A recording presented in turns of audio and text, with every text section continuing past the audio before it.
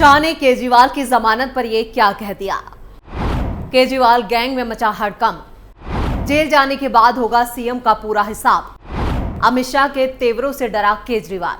नमस्कार, मैं हूं परवीन शेख, आप देख रहे हैं कैपिटल टीवी की स्पेशल स्टोरी। इस स्टोरी में बात करेंगे केजरीवाल को मिली जमानत पर अमित शाह के बड़े बयान के। इस बयान से केजरीवाल गैंग में कोहराम मच गया है।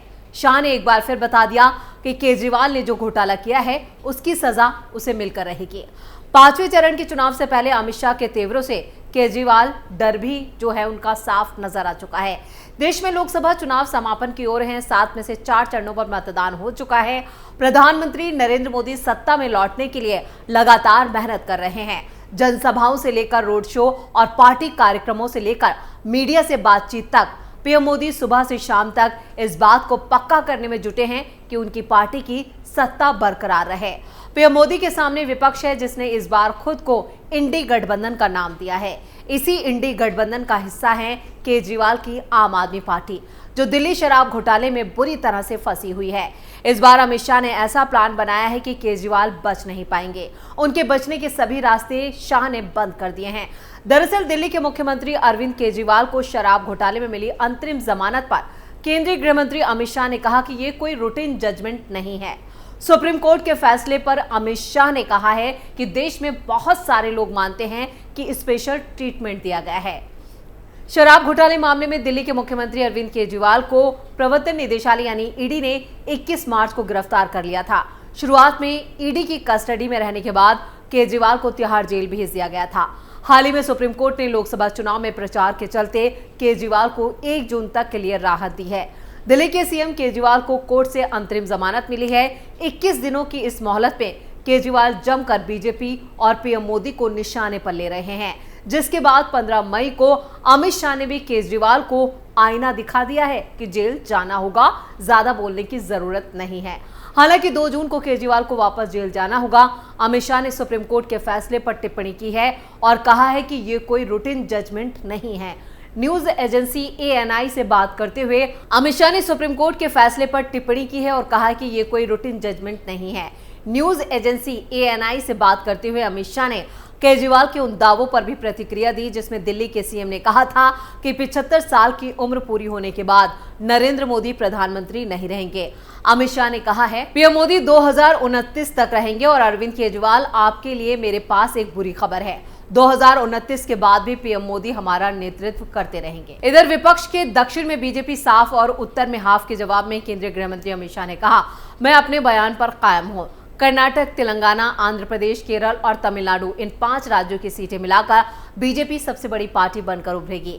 इसके अलावा एनडीए के 400 पार के नारे पर केंद्रीय गृह मंत्री अमित शाह का कहना है कि अगर हमारा लक्ष्य आरक्षण हटाना होता तो हमारे पास 10 साल के लिए बहुमत था, लेकिन हमने ऐसा नहीं किया। जहां तक बात मुसलमानों को आरक्षण देने की है तो मेरी बात अब ये जो मेरी अब इस पर राय है कि इस देश में धर्म के आधार पर आरक्षण नहीं होना चाहिए। ये संविधान की योजना नहीं है। बीजेपी धर्म के आधार पर आरक्षण नहीं देगी।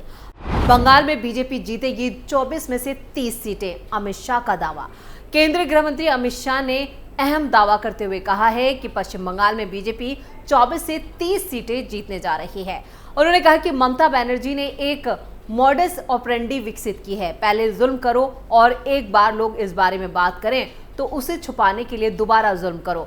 संदेश खाली इसका उत्कृष्ट उदाहरण है। एक महिला सीएम की नाक के नीचे धर्म के हिसाब से महिलाओं पर अत्याचार होते हैं, वो चुप है। हाईकोर्ट को हस्तक्षेप करना पड़ा, फिर भी कोई जांच नहीं हुई और पूरे मामला CBI के पास गया, उन्हें शर्म आनी चाहिए। अमित शाह ने आगे कहा है कि पूरे घमंडिया गठबंधन ने राम मंदिर प्राण प्रतिष्ठा समारोह का बहिष्कार किया। मेरा स्पष्ट आरोप है कि उन्होंने अपने अल्पसंख्यक वोट बैंक के डर से ऐसा किया है। ईद पर आपको मुस्लिम भाइयों के साथ ईद मनाने से कोई समस्या नहीं है, भले ही आप मुस्लिम नहीं हैं, लेकिन हिंदू होते हुए भी आप राम मंदिर प्राण प्रतिष्ठा में शामिल नहीं होंगे क्योंकि आपका मुस्लिम वोट बैंक नाराज हो जाएगा। ये कैसी राजनीति है? भाइयों बहनों, मुझे बताओ कि नरेंद्र मोदी के अलावे और कोई इस देश का नेतृत्व आज की स्थिति में कर सकता है क्या? ये चुनाव में हमारा एक ज लक्ष्य होना चाहिए, मोदी जी को 400 पार कराना, तीसरी बार प्रधानमंत्री बनाना और महान भारत की रचना करना। भाइयों बहनों, ये इंडी अलायंस के साथ जो एक सर्कस जैसा अलायंस बना है, वो हमारे मोदी जी का मुकाबला नहीं कर सकता। अमित शाह ने जहां एक तरफ देश में फिर से मोदी सरकार की बात कही है, तो वहीं इंडिया अलायंस भी बढ़ चढ़कर अपनी जीत का दावा कर रहा है। केजरीवाल से लेकर राहुल गांधी तक बीजेपी की हार की बात कर रहे हैं।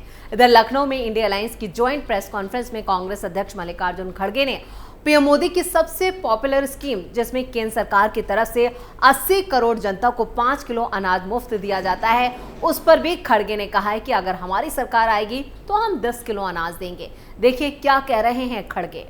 आप 5 किलो दे रहे हैं ना, हम गठबंधन की सरकार अगर आएगी हम 10 केजी देंगे, 10 केजी। वैसे पीएम मोदी के साथ साथ अमित शाह भी इंडी गठबंधन को करारा जवाब दे रहे हैं। अपनी महाराष्ट्र की चुनावी सभा में अमित शाह ने न सिर्फ खड़गे पर पलटवार किया, बल्कि उन्होंने कांग्रेस के घोषणा पत्र में किए वादों को लेकर भी यहाँ पर गांधी परिवार को झूठा करार दिया है। उन्होंने कहा, भाइयों बहनों, ये गांधी परिवार झूठ बोलने में बड़ा माहिर है। अभी कह रहे हैं हम हर महिला को 1 लाख रुपया देंगे। मैं अभी अभी तेलंगाना से आया। तेलंगाना चुनाव में उन्होंने कहा था हर महिला को 15,000 देंगे। वहां की महिलाएं उन्हें सरकार चुनकर दे दी, 15,000 नहीं 1,500 रुपया भी नहीं दिया भैया। ये लोग झूठे वादे करने में माहिर है। छत्तीसगढ़ में 500 रुपया महीना देने का वादा किया था, पूरा नहीं किया।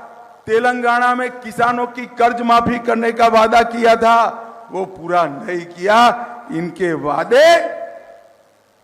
वादे झूठे होते हैं। तो अमित शाह के इन तेवरों से साफ है कि 2024 में भी देश में भगवा परचम लहराने वाला है। शायद यही वजह कि शाह ने कांग्रेस के साथ साथ केजरीवाल को भी पूरी तरह से एक्सपोज कर दिया है।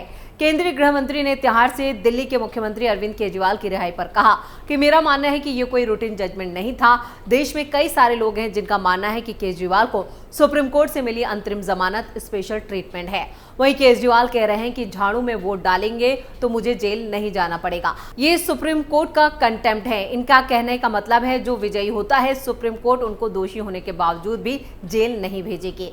जिन जज साहबों ने उनको जमानत दी, उनको ये सोचना है कि उनके जजमेंट का क्या उपयोग या दुरुपयोग हुआ। केजरीवाल को बेल मिलने का जहां तक मामला है, सुप्रीम कोर्ट को न्याय की व्याख्या करने का अधिकार है। मैं मानता हूं कि रूटीन और नॉर्मल प्रकार का जजमेंट नहीं है। काफी लोग देश में मानते हैं कि स्पेशल ट्रीटमेंट दिया गया।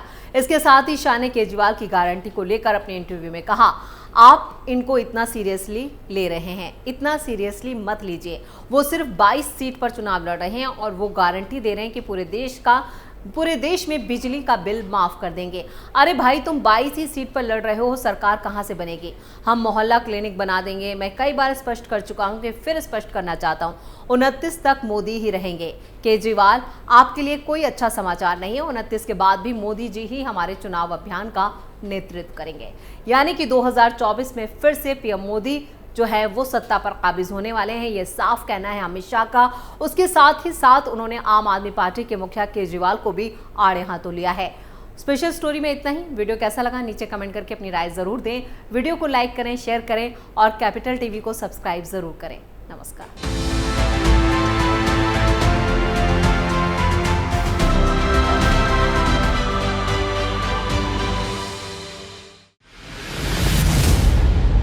मैं राजनीति करता नहीं, पर राजनीति को बहुत गहरे तक समझता हूं। मैं लोगों के बीच रहता हूं, लोगों के मन को अच्छे से जानता हूं।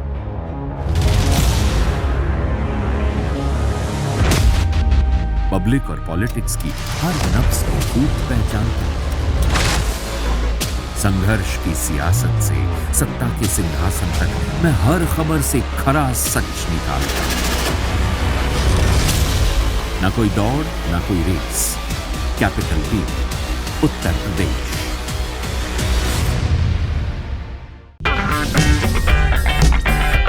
अगर आपको हमारा वीडियो पसंद आया हो तो इसे लाइक करें, हमारे चैनल को सब्सक्राइब करें और हाँ, बेल आइकन दबाना ना भूलें ताकि आप तक हमारे वीडियो की नोटिफिकेशन पहुंचती रहे।